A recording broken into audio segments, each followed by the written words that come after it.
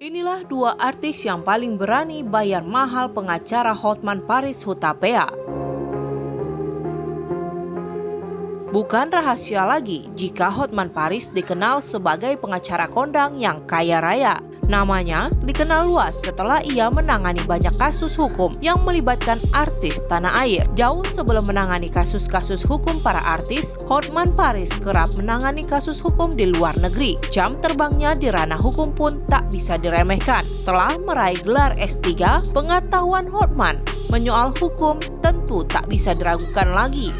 Wajar jika ia kerap memenangkan kasus yang ditangani, jangan heran pula jika bayaran yang ia terima pun fantastis. Dari pundi-pundi yang dikumpulkan, Hotman menggunakannya untuk membeli aneka aset dengan nilai yang luar biasa. Aset yang dimilikinya tak main-main, termasuk bangunan rumah dan apartemen. Jumlahnya fantastis. Lo tahu sertifikat rumah gue ada berapa? 500 ada, tutur Hotman, seperti dikutip dari Tribun Jateng. Selain 500 sertifikat rumah, ia juga memiliki aset berupa apartemen mewah, hotel, serta villa di Bali.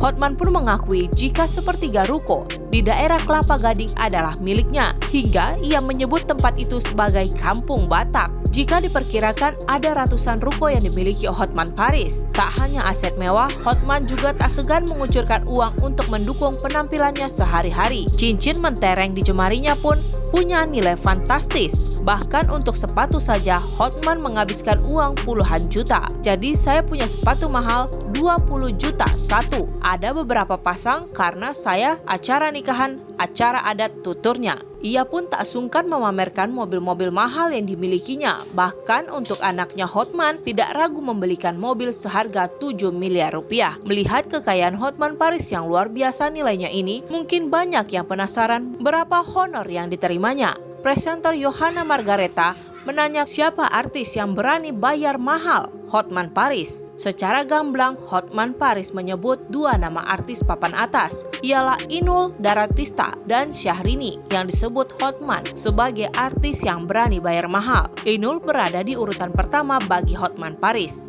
Sedangkan urutan ketiga tak ada lantaran artis lain tak membayarnya. Yang paling berani bayar mahal adalah siapa? Si Inul, jawab Hotman. Inul, seberapa mahal dan kasusnya apa waktu itu bang? Tanya presenter. Waktu itu kasus karaoke, udah lama itu kasusnya.